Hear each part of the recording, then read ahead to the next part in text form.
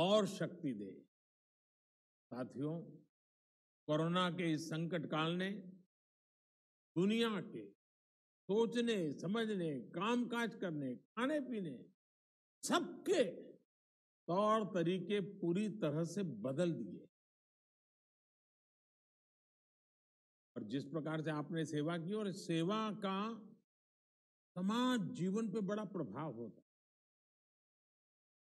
मैं बचपन में सुना करता था कि एक सोनार, उसको छोटा मोटा अपने घर में सोनार के नाते वो अपने घर में काम, कुछ परिवारों के लिए सोने की चीजें बनाना वगैरह पता चलता था। लेकिन उस महाशय की एक आदत थी, वे बाजार से दातुन खरीदते थे। और सुबह में, हम पहले के जमाने में आज ब्रश उपयोग करते, पहले दातुन करते। और वो अस्पताल में जाकर के वो जो मरीज होता था, उसके जो रिश्तेदार होते थे, उतनी संख्या गिन करके हर दिन शाम को उनको दातुन दे करके आते। यही काम करते थे और दिन भर अपना सोनार का काम करते। आप हैरान हो जाएंगे, एक सोनार के रूप में अपने काम के साथ ये दातुन लोगों को मदद करने का उन्होंने छोटा सा अपने आदत बना दी। उस पूरे इलाके में उनकी इतनी छवि थी, उनके सेवा भाव की इतनी चर्चा थी कि सोने का काम कराने के लिए लोग कहते, अरे भाई ये तो सेवा भावी है, उन्हीं के यहाँ सोने का काम करवाएंगे। यानी करते थे वो सेवा, लेकिन अपने आप उनकी एक विश्वसनीयता बनी थी। उनके अपने के सोने के काम को हर परिवार के वो विश्वस्त व्यक्ति बन चुके। यानी हमारा समाज ऐसा है, सेवा भाव को सिर्फ कुछ पाया, कुछ मिला, उतने से नहीं, उससे भी बहुत अधिक भाव से देखता है। और जो सेवा लेता है वो भी मन में ठान लेता है कि जब मौका मिलेगा वो भी किसी की मदद करेगा। ये चक्र चलता रहता है और यही तो समाज को प्रेरणा देता है। आपने सुना होगा 100 साल पहले ऐसी ही भयानक महामारी हुई थी। अब 100 साल के बाद ये हुई है। और कहते हैं कि तब भारत में इतनी जनसंख्या नहीं थी, कम लोग थे, लेकिन उस समय भी उस महामारी में दुनिया में जो सबसे ज्यादा लोग मर गए, उनमें से हमारा हिंदुस्तान भी, करोड़ों लोग मर गए। और इसलिए जब इस बार महामारी आई तो सारी दुनिया भारत का नाम लेते ही उनको डर लगता था। उनको लगता था भाई 100 साल पहले भारत के कारण इतनी बड़ी बर्बादी हुई थी, भारत में इतने लोग मर गए थे, और आज भारत की इतनी आबादी है, इतनी चुनौतियां हैं। बड़े बड़े एक्सपर्ट ये कह रहे थे और भारत पर सवाल खड़ा करने लगे थे कि इस बार भी भारत बिगड़ जाए। लेकिन क्या स्थिति बने, आपने देखा होगा, 23-24 करोड़ की आबादी वाले हमारा उत्तर प्रदेश, और उसके लिए तो लोगों को ढेर सारी कुशंकाएं भी थी कि कैसे बचेगा।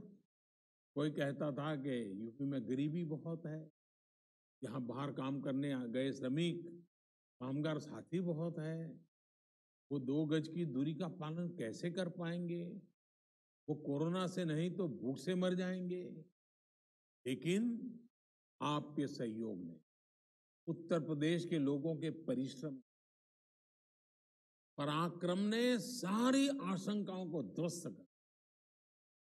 साथियों, ब्राजील जैसे बड़े देश में जिसकी आबादी करीब 24 करोड़, वहां तो उत्तर प्रदेश जितना ही बड़ा है, वहां कोरोना से 65,000 से ज्यादा लोगों की दुखद मृत्यु हुई है।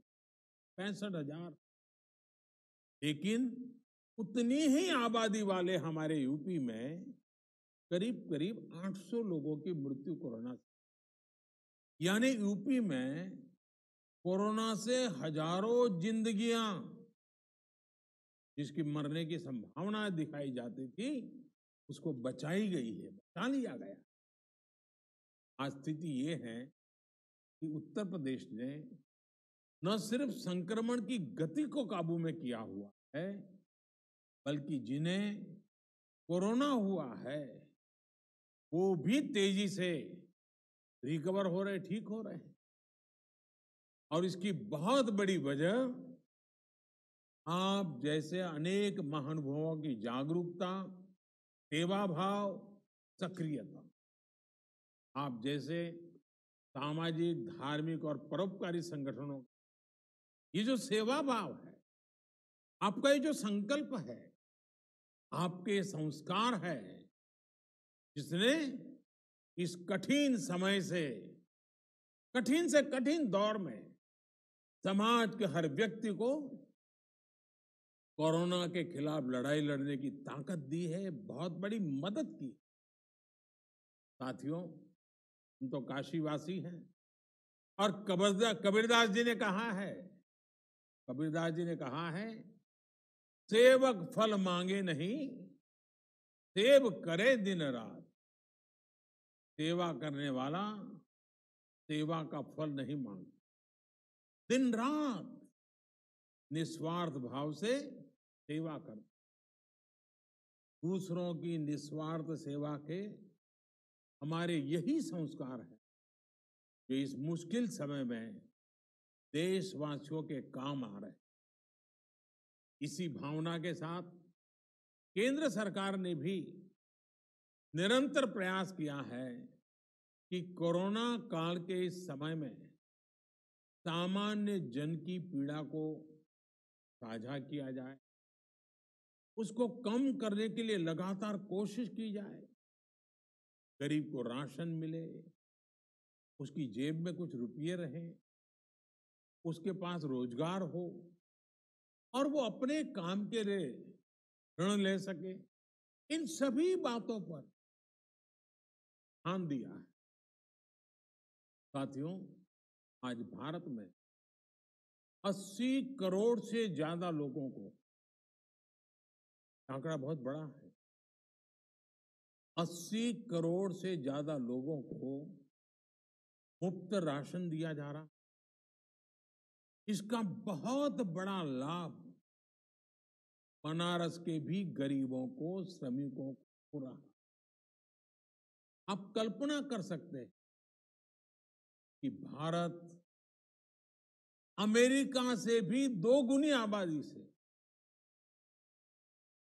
यानी अमेरिका की जो टोटल जनसंख्या है उससे डबल लोगों को एक पैसा लिए बिना उनका भरण पोषण कर रहा।